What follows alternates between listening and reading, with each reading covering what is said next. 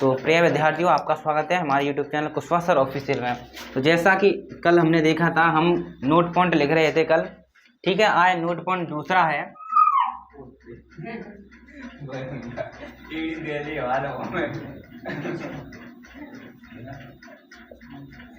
पहला note point हमने क्या देखा था, जो आपके प्रबल अम्ल होते हैं दुर्बल अम्ल से अधिक शक्तिशाली होते हैं, ठीक है। क्यों? क्योंकि उसके पास H+ आयनों की संख्या अधिक होती है। अब हम देखेंगे दूसरा नोट पॉइंट। दूसरा नोट पॉइंट क्या है, मैंने आपको समझा दिया था कल। मैंने आपको क्या बताया था, जो अपने अम्ल होते हैं वह अपनी सामान्य अवस्था में विद्युत के क्या होते हैं, कुचालक होते हैं। यानी जब आपका अम्ल जल में नहीं है तो उसमें करंट नहीं जाएगी। क्यों नहीं जाएगी? क्योंकि उसके पास मुक्त आयन नहीं है। मुक्त आयन कब आते हैं? जब आप अम्ल को जल में डालोगे तभी तो आयन मिलेंगे। अब जल में पड़ा ही नहीं तो आयन कहाँ से मिलेंगे? आयन नहीं होंगे तो करंट भी नहीं आएगी। तो आप क्या लिखेंगे? लिखेंगे आप क्या? अम्ल अपनी सामान्य अवस्था में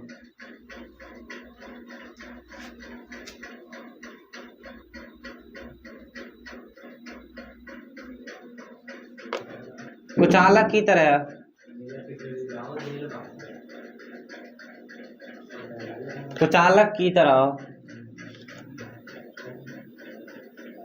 कार्य करते हैं।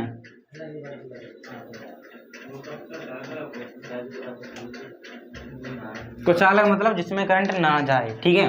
अम्ल अपनी सामान्य अवस्था में, आप यहाँ पर लिखें सामान्य अवस्था में कुचालक की तरह कार्य करते हैं। क्यों करते हैं? क्योंकि इनके पास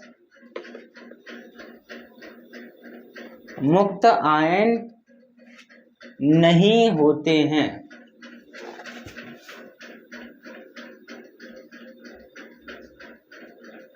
मुक्त आयन नहीं होते हैं। पेपर में सवाल बन जाएगा, अम्ल अपनी सामान्य अवस्था में कुचालक की तरह कार्य क्यों करता है, यानी सामान्य अवस्था में सुचालक क्यों नहीं होता है। तो आप ये वाला रीजन दोगे, क्योंकि इसके पास मुक्त आयन नहीं होते हैं, ठीक है। पेपर में प्रश्न बने हुए हैं, आप देख सकते हैं प्रीवियस ईयर क्वेश्चन उठाकर। अम्ल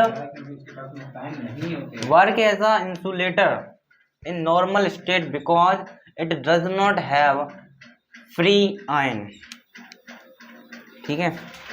आप इस वाले पॉइंट के नोट करें। अब हम सेकंड नोट पॉइंट देखेंगे, यानी थर्ड क्या है, जो अम्ल आपकी अपनी नॉर्मल अवस्था में सामान्य अवस्था में कुचालक की तरह कार्य कर रहा है। जो आपका अम्ल है जलीय विलयन में क्या होगा, मैं लिख देता हूँ फिर आपको समझाऊंगा। अम्ल लिख गया है। तो अम्ल जलीय विलयन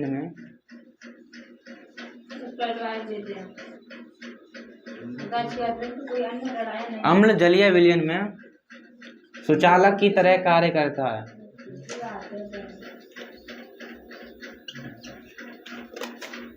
सुचालक मीन्स इसमें करंट चली जाए। अम्ल जलीय विलयन में सुचालक की तरह कार्य करता है। क्यों करता है?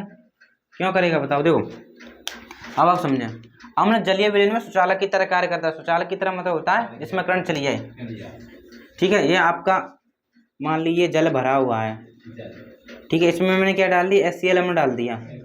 तो आपको पता है जैसे ही मैं अम्ल को जल में डालूंगा तो क्या हो जाएगा, जो आपका H है जो आयन में टूट जाएगा, यानी H+ हो जाएगा, आपका Cl नेगेटिव हो जाएगा। वह नहीं हो जाएगा जैसे जल में डालूंगा। तो जैसे ही मैं अम्ल को जलीय विलयन में डालता हूँ तो क्या जाता है, वो आयनों में टूट जाता है। जैसे उसके पास आयन आएंगे उसमें करंट चली जाएगी। तो आप क्या लिखो, अम्ल जलीय विलयन में सुचालक की तरह कार्य करता है क्योंकि इसके पास मुक्त आयन होते हैं। पेपर में सवाल बना हुआ है, आयन होते हैं। Acid work as a conductor in aqueous solution because it has free ion, ठीक है। तो आपका ये थर्ड पॉइंट होता है। अब हम देखेंगे चौथा पॉइंट। चौथा पॉइंट ये है, आपने ग्लूकोज सुना है, ग्लूकोज और ग्लूकोज और एथेनॉल यानी अल्कोहल। मैं यहाँ पर लिख रहा हूँ, पॉइंट लिखा रहा हूँ, तब आपको समझाऊंगा। जो आपका ग्लूकोज है, ग्लूकोज यानी फॉर्मूला लिख रहा हूँ C6H12O6, ग्लूकोज और एथेनॉल। हाँ,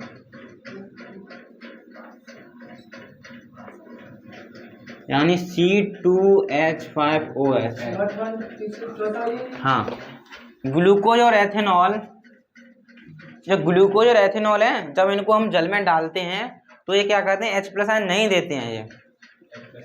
हाँ, तो H+ आयन नहीं देते हैं। अगर H+ आयन नहीं दे रहे हैं तो इसमें करंट चली जाएगी, करंट उसमें जाएगी जो जल में H+ आयन दे देगा।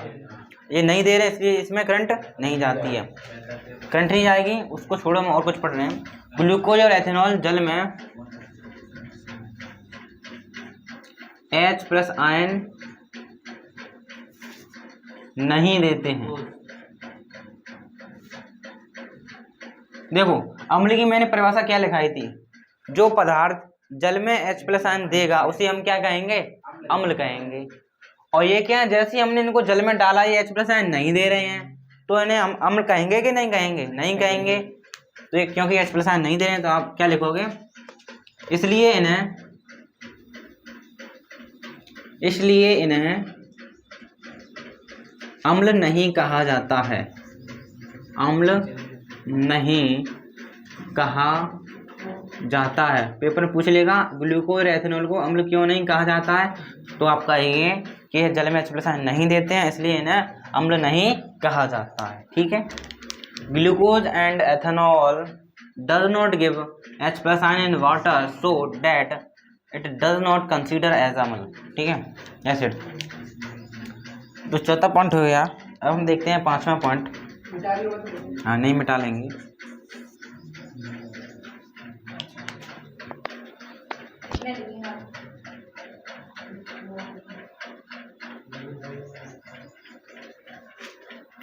Glucose and ethanol does not give H+ ion in water so that it cannot consider as a acid। ठीक है, उतार लिया। अब पांचवा पॉइंट आप देखें, जो आपने क्रिस्टलाइन वाटर सुना है, क्रिस्टलाइन वाटर, आश्वित जल, आसुत जल, शुद्ध पानी देखा है, एकदम नॉर्मल वाटर, एकदम अच्छा वाटर, शुद्ध वाटर, प्योर वाटर, वो होता है, उसमें करंट नहीं जाती है, उसमें करंट नहीं जाती है। अच्छा पानी और शुद्ध वाटर होता है, उसमें करंट नहीं जाती है। क्यों नहीं आती है, क्योंकि उसमें आयन ही देता है वो जल में, उसमें क्या आयन ही होते, फ्री आयन ही नहीं होते। अगर वो जल में आयन दे देगा तो उसमें करंट चली जाएगी, आयन नहीं होता। हाँ, तो आप लिखोगे करंट नहीं जा रही, इसका मतलब वह क्या है, कुछ अलग है। आप क्या लिखोगे, आश्वित जल, एक प्रकार का जल होता है शुद्ध वाटर, आश्वित जल बोलते हैं, क्रिस्टलाइन वाटर। आश्वित जल कुचालक की तरह कार्य करता है। Crystalline water work as a कुचालक, इंसुलेटर। आश्वित जल कुचालक की तरह कार्य करता है। क्यों करता है, because it does not have free electron, free ion, क्योंकि इसके पास मुक्त आयन नहीं होते हैं, या यह जल में मुक्त आयन नहीं देता है। अपने क्योंकि यह जल में मुक्त आयन नहीं देता है, या इसके पास मुक्त आयन नहीं होते हैं, आयन नहीं देता है। ठीक है, तो यह आपका अंतिम पॉइंट था। इसके बाद आपके पांचों पॉइंट फिनिश होते हैं। अब हम देखेंगे अम्लों के प्रयोग। ठीक है, देखो, तो हम देख रहे हैं अम्लों के प्रयोग। तो अम्लों के प्रयोग में आप पहला अम्ल पढ़ेंगे जिसका नाम है हाइड्रोक्लोरिक अम्ल। हाइड्रोक्लोरिक अम्ल, हाइड्रोक्लोरिक अम्ल, इसको क्या बोलते हैं, HCl। ठीक है, हाइड्रोक्लोरिक अम्लों के प्रयोग, हाइड्रोक्लोरिक अम्ल का प्रयोग। ठीक है, जो आपका हाइड्रोक्लोरिक अम्ल है इससे बनाया जाता है एक्वा रेजिया। तो पहले आप लिखें, इसका प्रयोग एक्वा रेजिया बनाने में किया जाता है। एक्वा रेजिया बनाने में किया जाता है, बनाने में किया जाता है। जो आपका HCl है, इससे क्या बनाया जाता है? Aqua regia. अब आप आप कहोगे एक्वा रेजिया क्या होता है, इसको भी बताएंगे। एक्वा रेजिया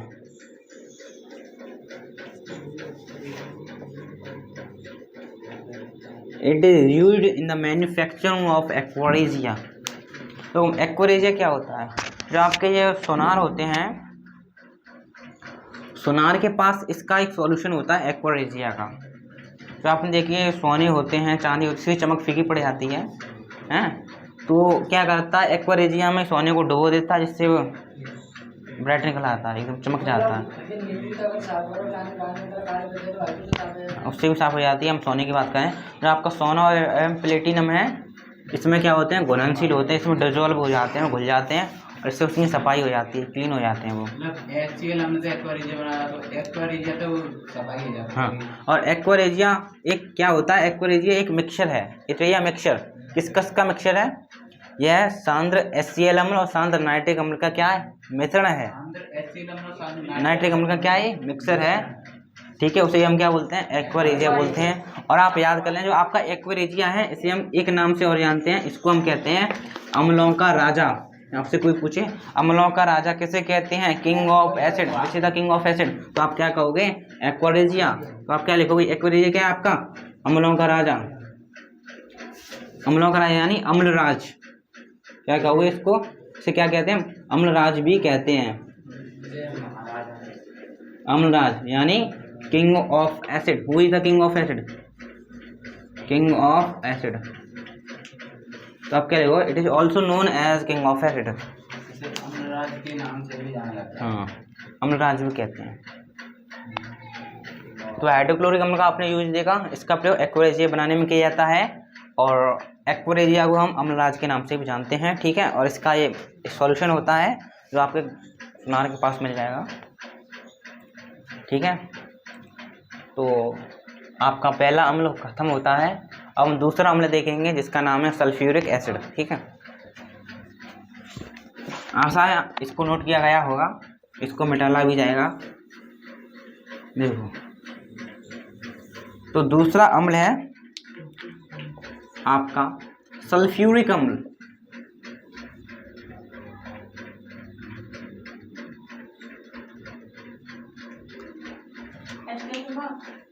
सल्फ्यूरिक अम्ल,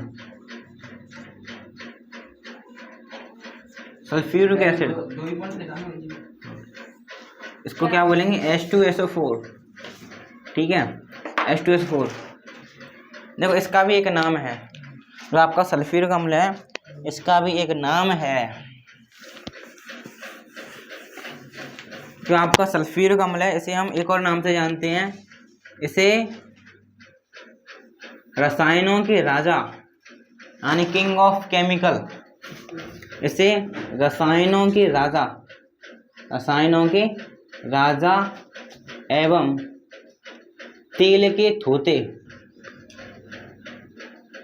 थोथे के नाम से भी जाना जाता है। यानी एक व्यक्ति के कई नाम हो सकते हैं, इसी प्रकार इसके भी नाम जाना जाता है। तो आपसे कोई कहे किंग ऑफ केमिकल कौन है, तो आप बताओ सल्फ्यूरिक अम्ल। तेल के थोते यानी ऑयल पेट्रोल के रूप से इसी को ही जानते हैं, सल्फ्यूरिक एसिड को। पूछ सकता है आपसे, ठीक है।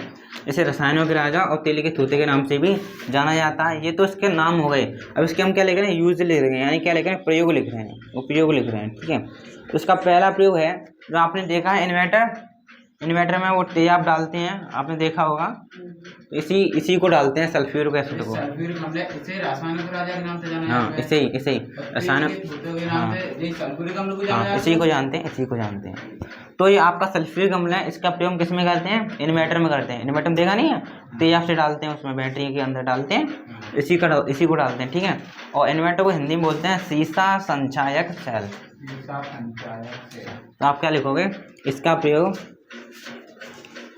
सीसा संचायक सेल में किया जाता है। सीसा संचायक सेल, कोष्टक में लिखना इन्वर्टर, इन्वर्टर वाला बैटरा, ठीक है, सेल में किया जाता है।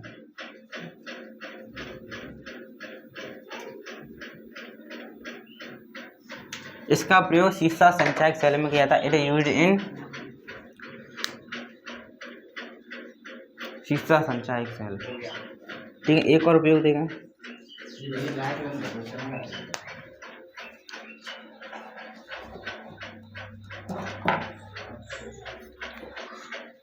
अब देखें, आप क्या करें, सल्फ्यूरिक अम्ल की बड़ी सी कट्टियाँ लेकर आया यहाँ पर, कमरा को बंद कर दें।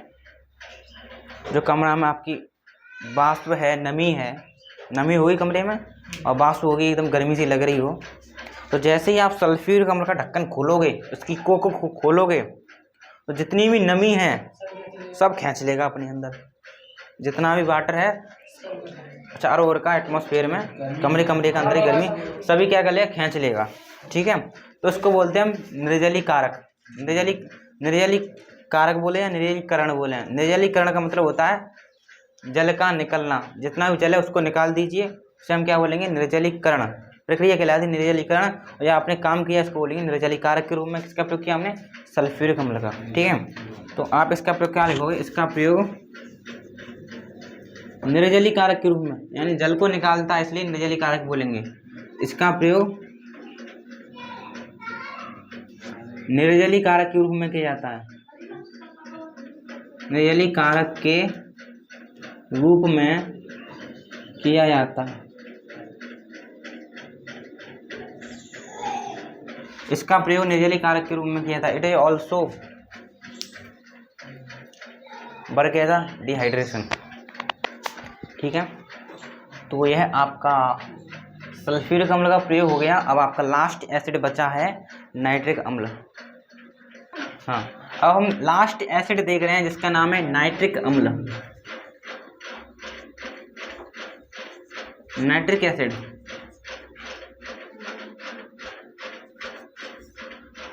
रासायनिक सूत्र क्या होता है इसका? HNO3। देखो, जो आपका नाइट्रिक अम्ल दिखाई दे रहा है, इससे क्या करते हैं हम? विस्फोटक सामग्री बनाते हैं। विस्फोटक सामग्री, बम वगैरह वगैरह, हाँ, विस्फोटक सामग्री बनाते हैं इससे। अभी एक बना के भी दिखाएंगे, तो आप पहले लिखोगे इसका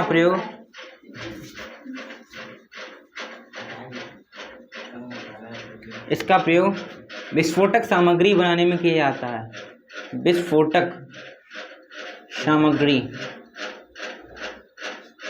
बनाने में किया जाता है। पेपर में पूछेगा आपसे किन्हीं दो अम्लों के प्रयोग लिखिए, ठीक है, तो आप लिख देना विस्फोटक सामग्री बनाने में किया जाता है। हाँ, कुइयां वाली सामग्री नहीं, विस्फोटक सामग्री। जैसे कि आप गन पाउडर बनाओ, तो गन पाउडर में आपको क्या चाहिए? पोटेशियम नाइट्रेट, सल्फर डाल दो इसमें, और क्या डाल दो? चारकोल। इससे आपका क्या बन जाएगा? गन पाउडर बन जाएगा।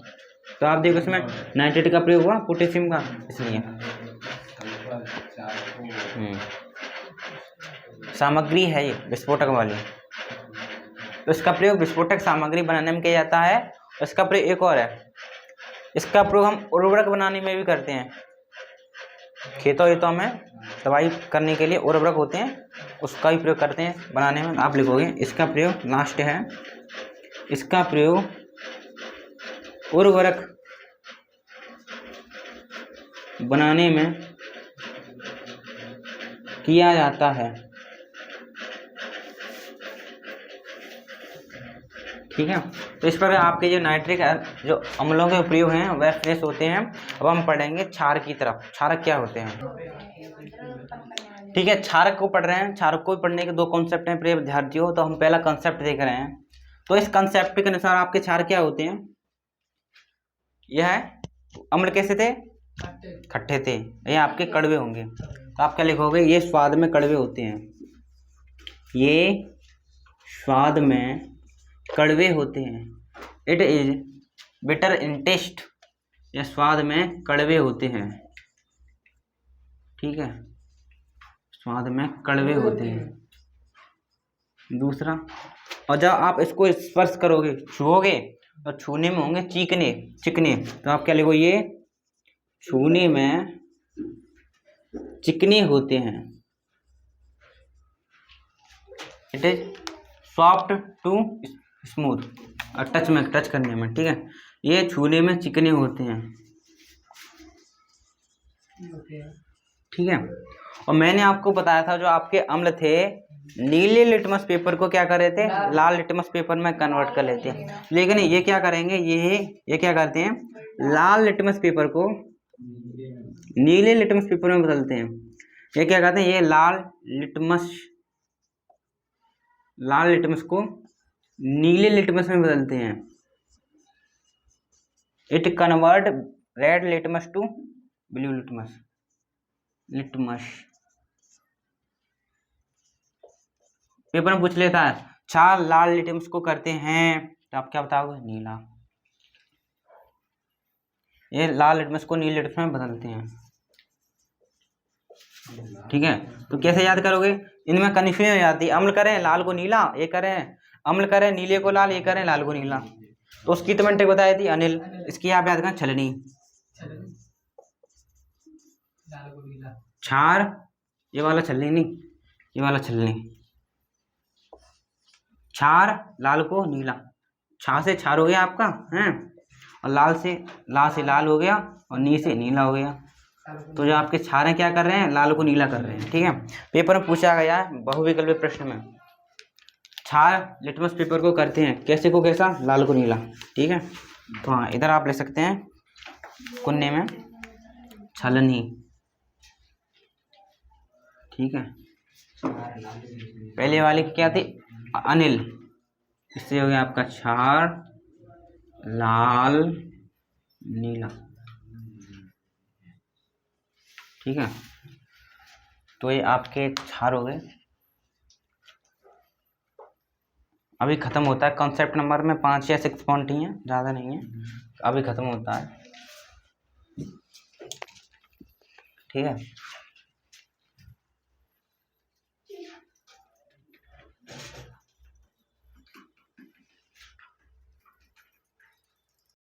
तो हम देख रहे हैं कुछ महत्वपूर्ण क्षारक। तो पहला है आपका, फर्स्ट है आपका सोडियम हाइड्रोक्साइड। सोडियम हाइड्रोक्साइड,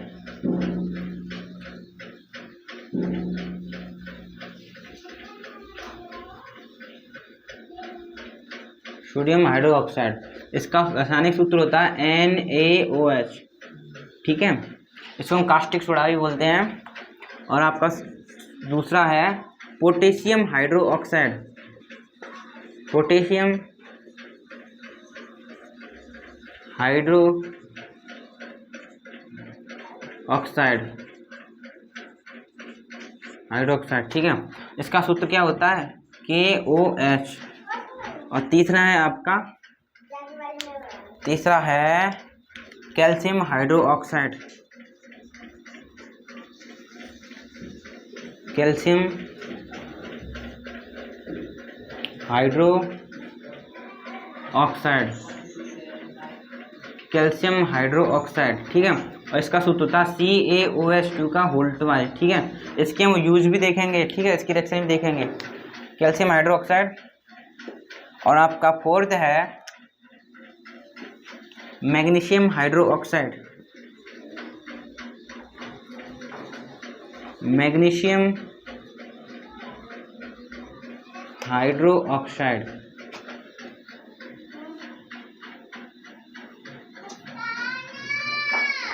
यानी MgOH का वोल्टेज, इसको मिल्क ऑफ मैग्नीशिया भी बोलते हैं। ठीक है, पांचवा है आपका अमोनियम हाइड्रो ऑक्साइड।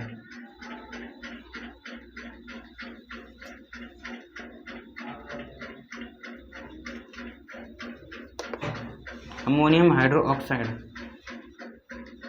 ठीक है, इसमें आप देखें NH4OH।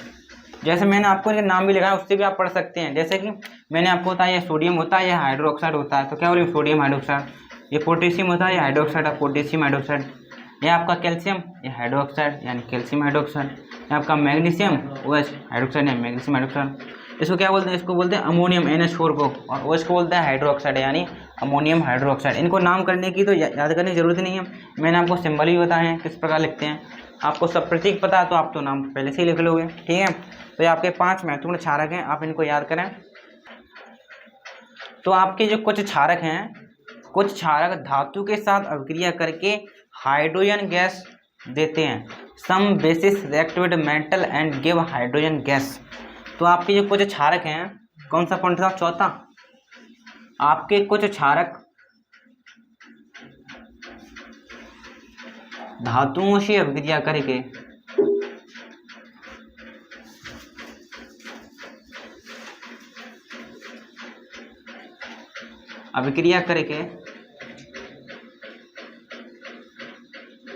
हाइड्रोजन गैस छोड़ते हैं, हाइड्रोजन गैस छोड़ते हैं।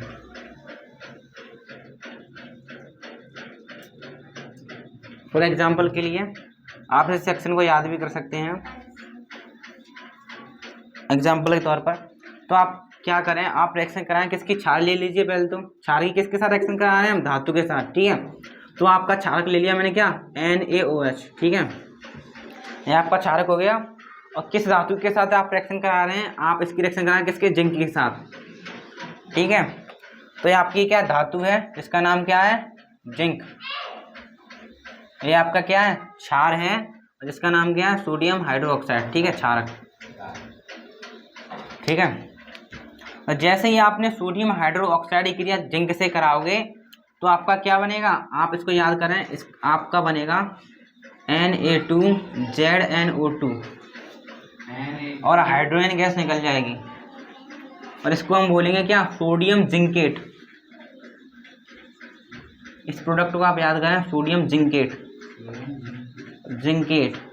ठीक है, तो जब कुछ ही क्षारक ऐसे हैं जो धातु से अभिक्रिया करके हाइड्रोजन गैस छोड़ते हैं, उनमें से यह आपका यह रहा क्षारक। ठीक है, तो सोडियम हाइड्रोक्साइड ने जिंक के साथ रिएक्शन की, क्या दे दिया, Na2ZNO2, जिसको बोलते हैं सोडियम जिंकेट, और आपकी हाइड्रोजन गैस निकल गई। ठीक है, क्या, तो ये आपके बैलेंस भी कर दी गई है रिएक्शन। कुछ नहीं करना, इसमें 2 का मल्टीप्लाई कर दें और आपकी अभिक्रिया बैलेंस हो जाएगी। ठीक है,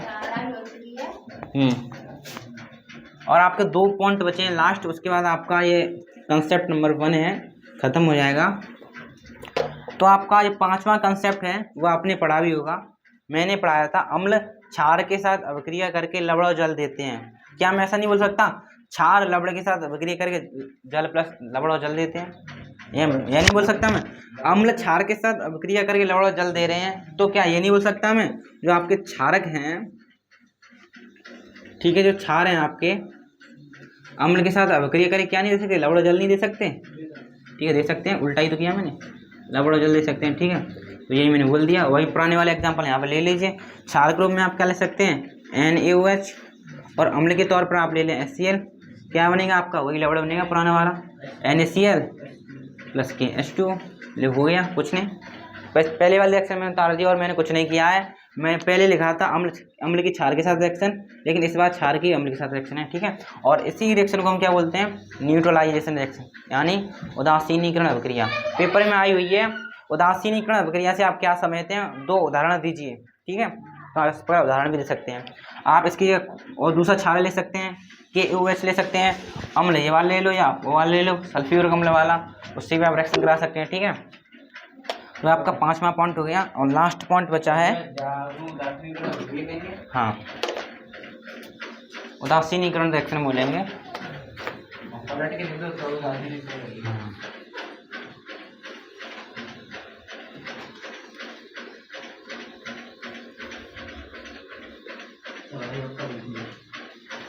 देखिए आपका अंतिम पॉइंट बचा है 6वां पॉइंट। 6वां पॉइंट आपका क्या है, जो आपके क्षारक हैं, जो क्षार हैं, वह क्षार अधातुओं की ऑक्साइड क्रिया, अधातु ऑक्साइड आ सकते हैं, अधातु ऑक्साइड, जो आपके क्षार हैं अधातु ऑक्साइड के साथ अभिक्रिया कर क्या देंगे आपको, वह देंगे आपको लवण और जल देंगे। ये तो जस्ट पहले वाले का उल्टा है। क्षार की जगह यहाँ पर क्या था आपका अम्ल, और वहाँ पर धातु थी, यहाँ पर क्या आ गई, अधातु आ गई। ठीक है, तो आपके जो क्षार हैं अधातु ऑक्साइड के साथ अभिक्रिया करके लवण और जल देंगे। और अब मैं जो रिएक्शन लिखने जा रहा हूँ वह भी रिएक्शन आपने कहीं ना कहीं देखी होगी। ठीक है, देखो जो आपके क्षार के रूप में आप ले लें किसको, कैल्शियम हाइड्रोक्साइड को। ठीक है, इसकी रिएक्शन किससे कराई मैंने, अधातु ऑक्साइड, यानी आपको कोई अधातु लेनी है, ऑक्साइड रूप में O2 चिपका देनी है। तो अधातु के रूप में ले ली मैंने क्या, कार्बन। कार्बन आपकी क्या है, अधातु है। ठीक है, ऑक्साइड रूप में O2। तो ठीक है, ये क्या हो गया आपकी कार्बन डाइऑक्साइड यानी अधातु ऑक्साइड हो गया। ठीक है, तो जैसे ही आप बुझे हुए चूने यानी कैल्शियम हाइड्रोक्साइड से कार्बन डाइऑक्साइड की रिएक्शन कराओगे तो आपको क्या मिलेगा, लवण और जल मिलेगा। जल तो आप जानते ही हो H2O। लवण क्या होगा, कार्बन किससे रिएक्शन करेगा, इस वाले से, तो आपका बन जाएगा कैल्शियम कार्बोनेट। ये आपका लवण हो गया, वह आपका जल हो गया। ठीक है, कैल्शियम कार्बोनेट CaCO3। ठीक है, तो आप देख रहे हो आपका क्षार धातु ऑक्साइड के साथ अभिक्रिया करके क्या दे रहा है, लवण और जल दे रहा है। ऐसा कब पॉसिबल है, ऐसा जब पॉसिबल है जो आपका धातु ऑक्साइड है इसकी नेचर कैसा हो, एसिडिक हो, क्योंकि क्षार अम्ल के साथ अभिक्रिया कर ही लवण और जल देता है। ये तो धातु ऑक्साइड से करके लवण और जल दे रहा है, तो इसका मतलब इसकी प्रकृति कैसी है, अम्लीय है, एसिडिक है। तो आपसे कोई पूछे धातु ऑक्साइड की प्रकृति कैसी होती है, अम्लीय होती है। इससे प्रूफ भी हो गया, प्रूफ करें तो इससे कर दें, अम्लीय। और धातु ऑक्साइड की प्रकृति कैसी होती है, क्षारीय है। उस वाले में क्षारीय थी, क्षार का काम कर रहे थे वो। ठीक है, तो इस प्रकार आपका फर्स्ट कॉन्सेप्ट खत्म होता है क्षार का। तो प्रिय विद्यार्थियों, आज के लिए इतना ही। आपकी कक्षाएं यहीं पर समाप्त होती हैं। Thank you.